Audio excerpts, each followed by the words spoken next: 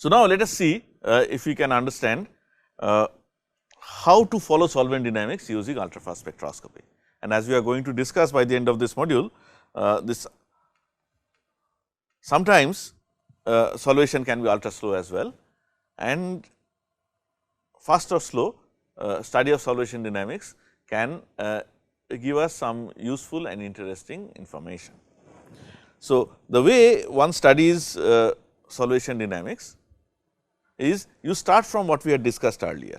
You start with a molecule which has near zero dipole moment and you excite it, and the molecule should be such that there is a charge transfer in the excited state, ultrafast charge transfer. So, this is the situation in the ground state. You have a molecule with no dipole moment, and solvent molecules are oriented in whatever way they are oriented in around them, around the solute molecule. Upon excitation, charge transfer has to take place. Now, this excitation takes place in ultrafast time scale at a second. There is not enough time for the solvent molecules to reorient. That is what I think Projit was saying in the earlier module.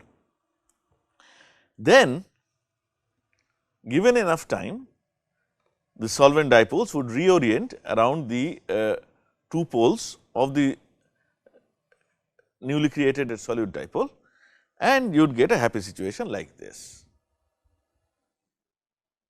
And as we have discussed, due to favorable dipole-dipole interaction, you are going to get a stabilization of the excited state. Now, see, in case this molecule is fluorescent, then what is the situation? If we can record emission spectra at different times after excitation, and we have discussed earlier in this course how one can do that. One can do it either by gated emission, or one can record steady state and time resolved data and construct the time resolved emission spectrum from there. We are going to come back to that in a moment. But the point is, at time t equal to 0, you get emission at some particular maximal frequency. As time passes, there is going to be a rate shift, because the energy gap between the ground state and the excited state and the ground state would keep decreasing because of stabilization of the ground state and the fact that the corresponding excited state is of higher energy than the state that we actually excited, the unsolvated state. This is something we discussed in the previous module. So, what you get is a time resolved Stokes shift, time dependent Stokes shift, TDSS as it called, of the emission spectrum. So, in this case, one works with the maximum emission maximum of this time resolved emission spectra, and from there we construct this solvent response function C of t, which is given as nu at time t. Nu means as I said, the maximum of emission spectrum at time t minus the emission maximum at time infinity. Time infinity means you do not really have to measure up to time infinity. It means the time after which there is no further Stokes shift, and that is a contentious issue. I will come back to that in a moment. Denominator is nu 0 minus nu infinity. When nu 0 is the emission maximum at the instant of excitation, nu infinity is what we have discussed already. Now, see what are the problems associated with this. How do you know nu 0, how do you know nu infinity? That is what the problem is. Because if the lifetime is say in tens of nanoseconds, lifetime of the excited state, and solvation time is some 1 picosecond, 2 picosecond, then there is no problem. Because you would go from the higher energy unsolvated state to the completely stabilized state, which will persist for a few nanoseconds. So, you get nu infinity without hassle. The problem arises if solvation time is comparable to the lifetime, which we are going to show is the case in many cases. Then you do not know whether solvation is complete or not. If solvation is not complete within the time scale of the measurement, then nu infinity is not determined accurately. That is one problem. The second problem is, how do you determine nu 0? The easiest way of doing it is well, to fit the decays to multi exponential fitting functions, and then construct the time resolved emission intensities by putting t equal to 0. Now, there is a problem with that. The problem there is, what is the time resolution of your experiment? What is the instrument response function? If you are going to do, if you can excite with an attosecond pulse, attosecond detection and do this experiment, perhaps you will get the accurate value of nu 0 every time. Otherwise, nu 0 is subject to errors associated with the full width half maximum of instrument response function. Now, different people have proposed different ways of determining nu 0. All of them have some pros and some cons. One way of determining nu 0 sometimes is, people have considered the emission spectrum in nonpolar solvents. Now, that may or may not be correct, because even the ground state energy may not be exactly the same. The energy gap between the ground state and the locally excited state may or may not be the same between polar and nonpolar solvents. As first approximation they are, but not always. Another way that has been done is that the solvent has been frozen and you perform measurements at liquid nitrogen temperature. This seems to yield a good result, because when the solvent is frozen, then there will be no reorientation. So, you look at the same excited state that you are going to excite anyway.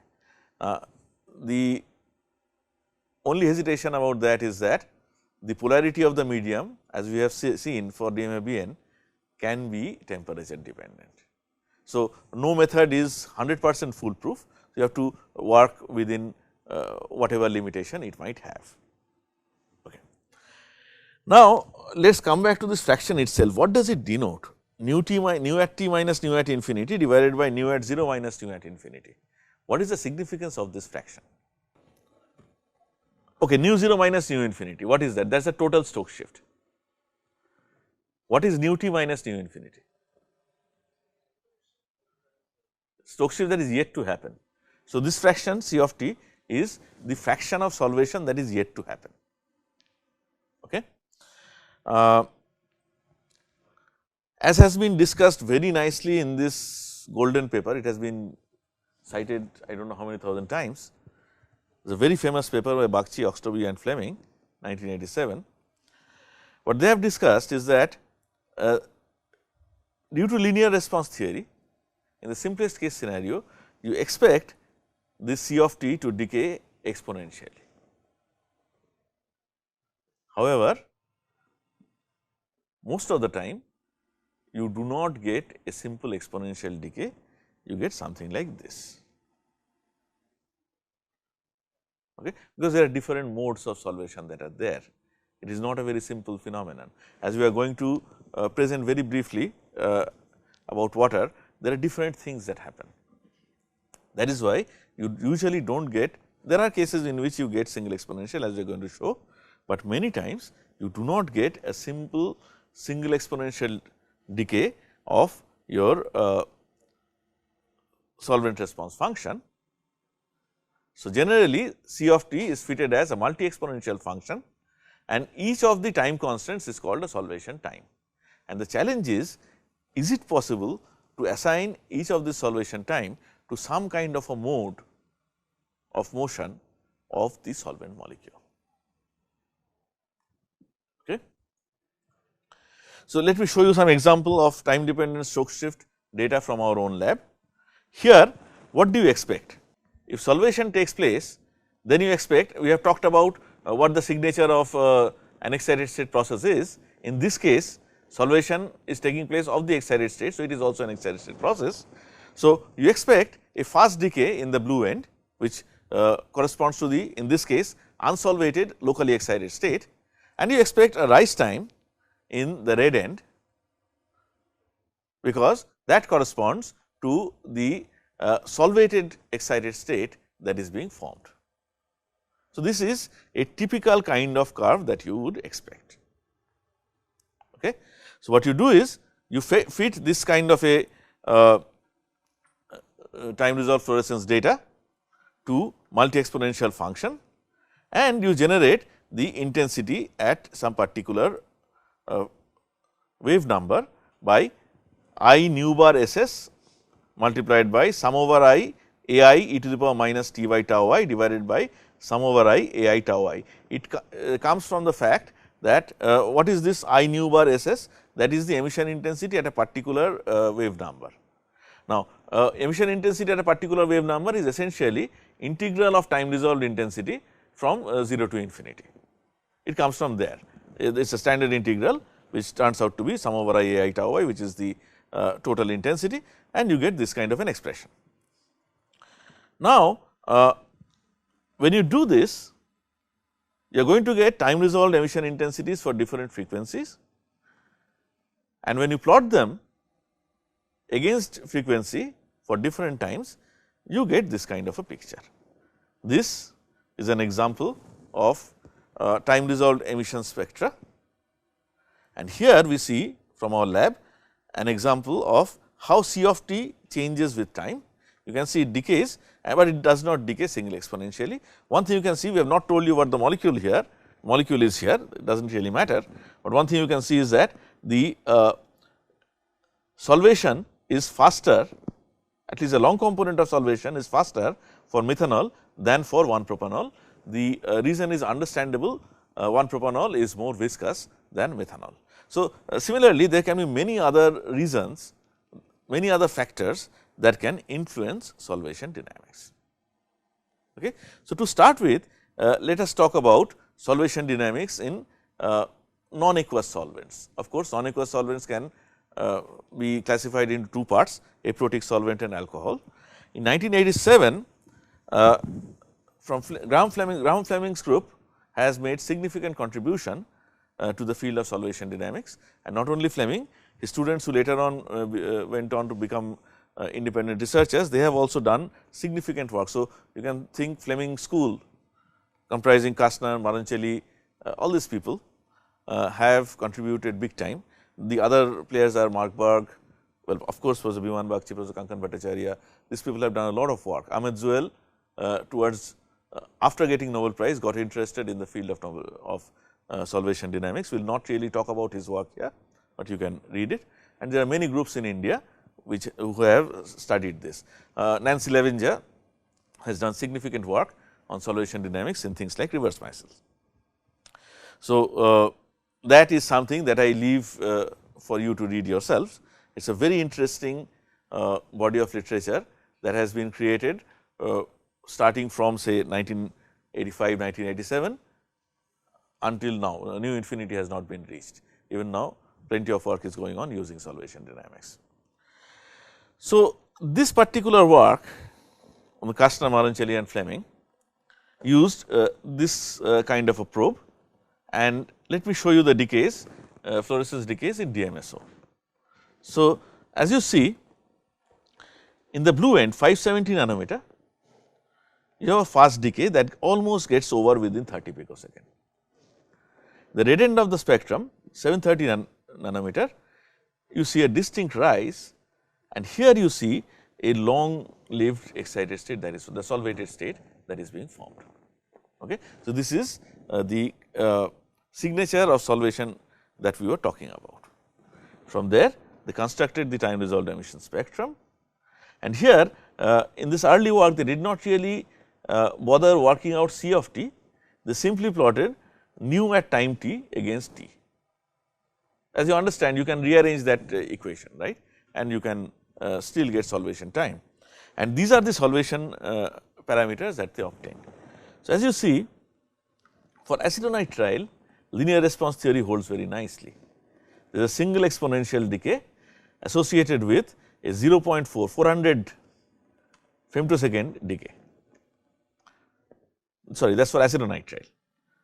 For DMSO it is the same thing, but the decay is slower, 3.1 picosecond. So, you see acetonitrile and DMSO, are they protic, aprotic, what kind of solvents are they? Both are aprotic solvents.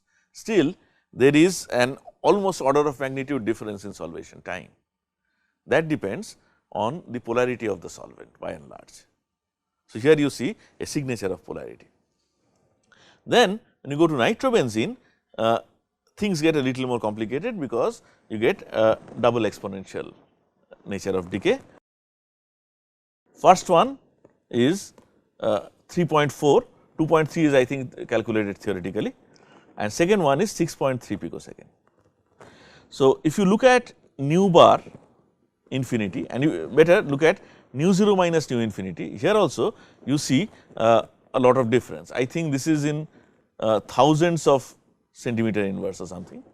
This one is 1200, this is 770, this is 1080. So, even the extent of stabilization, not just dynamics, depends on the solvent, and even that has a story to tell. From there, the moment you go to protic solvents, methanol has a 3.3 nanosecond single exponential solvation time, butanol has a 66 nanosecond, 3.3 picosecond, 66 picosecond and 100 picosecond.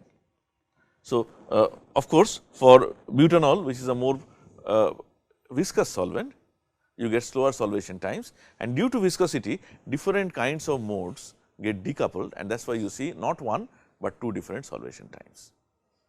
This is only one example of solvation in aprotic solvents. Marancheli especially has done a very thorough job.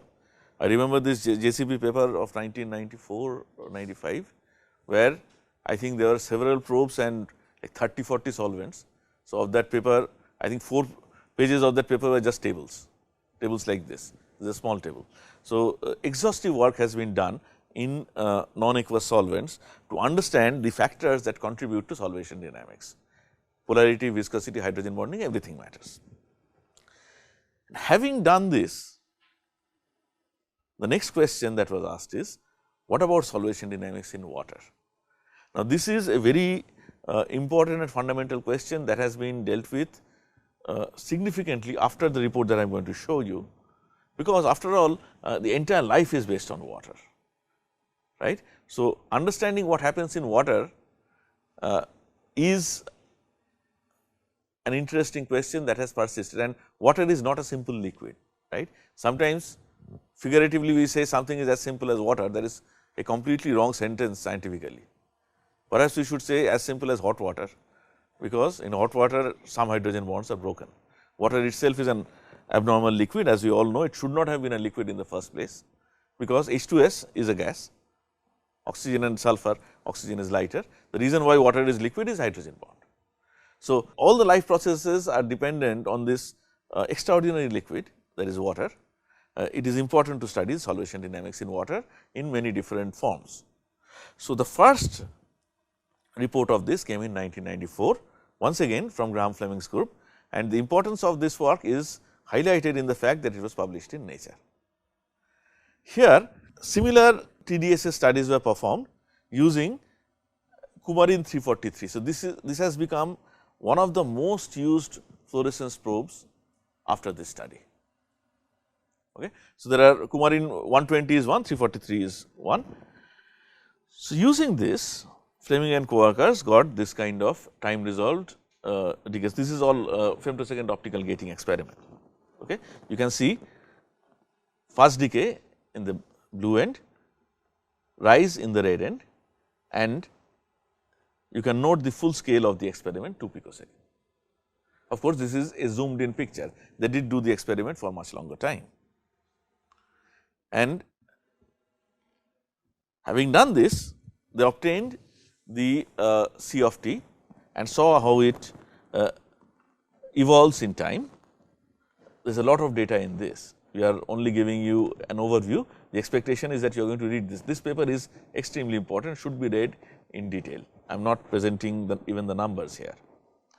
So, here this is the experimental time evolution of C of t, and the other things that you see are theoretical fit and all that, and this is how the oscillation takes place, that is shown using molecular dynamics. So, crux of the matter is that it is multi-exponential. In fact, there is an initial Gaussian component, it is not exponential all the way. And what Fleming and co-workers did in this paper is that using experiment as well as molecular dynamics, they could attribute the different solvation times to different kinds of motion of water, reorientation, libration. What is the meaning of libration? Libration means restricted rotation. So, remember when we take water in isolation, that is what we are used to thinking. It is just HOH, but water is not present in isolation in its liquid state, as we know. It is an associated liquid, there are hydrogen bonds. So, when a water molecule tries to rotate, very often what happens is this hydrogen bond with the next water molecule hinders the rotation. It cannot rotate all the way, it comes back. So, that becomes a kind of an oscillatory motion, which is identified as a low frequency vibrational motion. It is not really rotating, this kind of a motion back and forth. So, that of course, has energy that is much more than rotational motion, but significantly less compared to vibrational motions. In the next module, we will actually show you the spectrum of water, IR spectrum, where you will see what kind of wave numbers are associated with this libration. So, these different modes of water, how they contribute to solvation, that is what was worked out in this paper. Please read it. So, this was 1994. The next year, the same group, Fleming's group, published a paper in Faraday, Journal of Chemical Society, Faraday transaction. So, what they showed, the experiment they did there is that they took two probes, C343 and C420, and they performed the experiment not in just water, but in cyclodextrin, in aqueous cyclodextrin solution. Okay. Cyclodextrin, as we might have said earlier, I do not remember if we have, is a macromolecule that looks like an ice cream cup without a bottom. And the reason why cyclodextrin is interesting is that the outer surface of cyclodextrin is polar, the inner surface is non-polar. So, it can be used to solubilize non-polar solutes in water, non-polar molecules in water. It is used very frequently in drug formulation and all that. So, in cyclodextrin, Fleming's group found that solvation gets slowed down significantly. This is a comparison of the time evolution of C of t between water and cyclodextrin, and these are the associated solvation times. So, you see that in addition to the picosecond component that was there, first of all they did not observe a less than picosecond component, this was a TCSVC experiment, and more importantly hundreds of picosecond component, and in one case what they observed as a nanosecond component came in. So, you have slowing down of solvation by an order of magnitude, and this paper sparked a series of work that has resulted in publication of I do not know how many thousand of paper. Half of my PhD thesis was inspired by this one paper. So, the explanation initially was actually not correct. What everybody thought was that you have bound water and free water. So, free water rotates quickly, free water moves quickly and contributes to the fast component of solvation. Bound water moves slowly and contributes to the slow component of solvation. That is not quite right. As has been elucidated later, mainly by the group of Professor Biman Bagchi, there is a dynamic equilibrium. Remember I talked about dynamic exchange of solvents in the previous module or maybe in this module. So, what they showed is that the bound water is actually, you can think, frozen. It does not participate in solvation as such. However, there is a dynamic exchange between bound and free water. It is always the free water that is reorienting around the newly created dipole moment, but there is an exchange, and if you remember your lessons from chemical kinetics, if there is some equilibrium associated with that, you have to take that into account, the forward and backward rate constant, and this exchange is what is associated with the slow component of water. That is something that came out very nicely in this Nandi Bagchi theory, and this is the cartoon representation of, let us say, a protein to which water is hydrogen bonded, and here you have the regular network of free water. There is a dynamic equilibrium between bound and free water. When they considered that, that is when they could arrive at this long solvation time. So, if you look at the energies, this is the situation for free water, this is the situation for bound water. There is a barrier crossing back and forth. This K1 and K2 have to be considered when you build the kinetic scheme for solvation. That is what causes slow solvation. Okay. So, now let me take a detour with this from the main agenda of the course. The title of our course is Ultrafast Processes. Now, we have arrived at something that is not ultra fast, which is not ultra slow maybe, but definitely not ultra fast, slow. And the question to be asked is, so what? I mean, why would we even be interested in slow solvation? Well, slow solvation has in the last 20-22 years emerged as a marker of bound water, as we have said.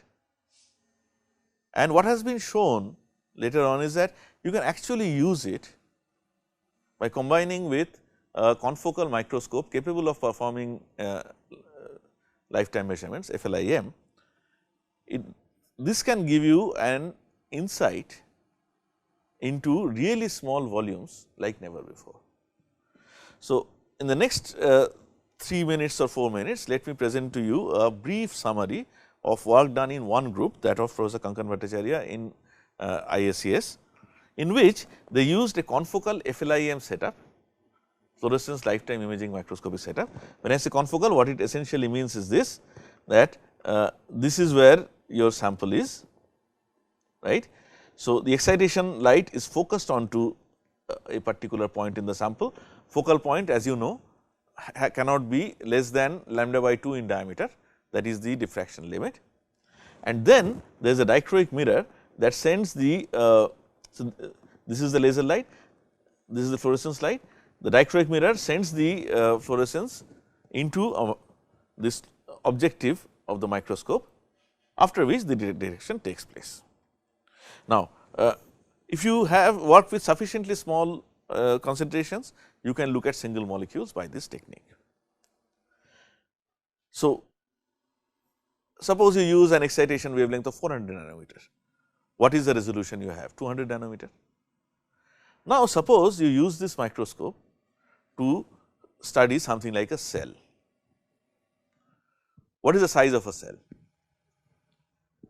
Microns. You can see cells very easily under a not very sophisticated optical microscope. Yeah.